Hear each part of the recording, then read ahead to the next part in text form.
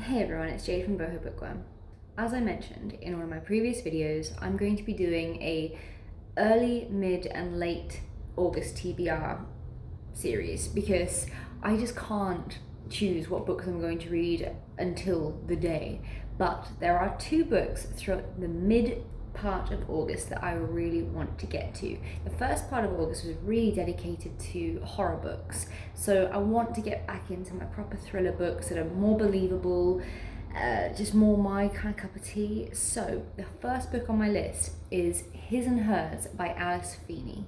His and Hers is about a girl called Anna who is this TV presenter for the BBC News. She has spent her whole life working up to get there. She's put it before everything: friends, family, her love life. I think she may have lost her husband because of this job, but she doesn't regret it. She absolutely loves the job. It's her dream.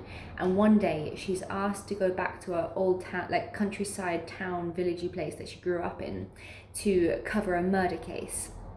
So it's got that kind of typical thriller trope where she's got to go back to her hometown, but she doesn't really want to. But then the twist in this is that she gets to her hometown and turns out that this murder victim is someone that she actually used to be childhood friends with. Then in alternating chapters, we have this guy called Jack Harper. So Jack's investigating this police case as well, but he is keeping it very secretive that he actually also knew this murder victim from I don't know when, but he has some kind of a connection to them personally, and it turns out that he's actually a suspect in his own murder investigation. So sounds quite interesting. And so we follow these two characters, Jack and Anna. One of them knows more than they're letting on. One of them is not being 100% truthful. So who knows? Let's see where it goes.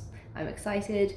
I have enjoyed Alice Feeney's other book, Sometimes I Lie, was really good. I think I gave it a 4 out of 5 star. So yes, looking forward to this one.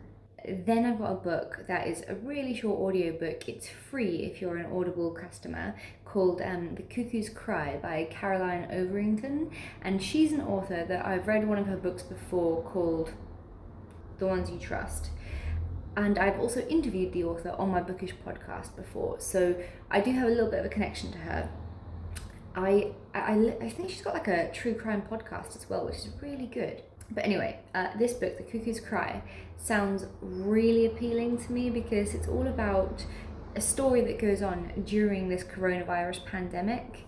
It's about this guy called Don, who the evening that the world goes into this lockdown, he finds this girl on his doorstep who just says to him that she's got nowhere to go. So obviously he lets her in because he can't just leave this poor girl out on her own while the whole world is getting infected by this virus. And it turns out, the world is so dangerous right now, with everyone dying and getting infected and spreading this disease. But has Dawn made this really big mistake? Because is this girl actually dangerous herself? Sounds very good. I'm quite excited. It's marketed as more of a mystery, but yeah, no idea. I haven't heard anyone else talk about this book, so I am very much excited for it. With her other book, The Ones We Trust. She's an Australian author, and I really did want more of an Australian feel to her previous book. So I do hope that she's kind of put that into this one. Obviously, everywhere in the world is a bit different with this pandemic that's going on right now, and I'd love to know more and dive a little bit more into what's going on in Australia. I've got a bit of a connection there. I lived there for 2 years. It's always going to hold a special place in my heart. So yeah, looking forward to those two books, and I'll be back with you soon to let you know what I'll be reading throughout the last part of August. This month is flying by already. I can't believe it. I think it's just because I've got 2 jobs now and I'm going absolutely berserk, trying to keep up with my life. And I've got massive news that I can't share with you yet, but one day you will know all. It's going to be exciting. Probably the most bizarre news that you could imagine. End this on a cliffhanger. See you later.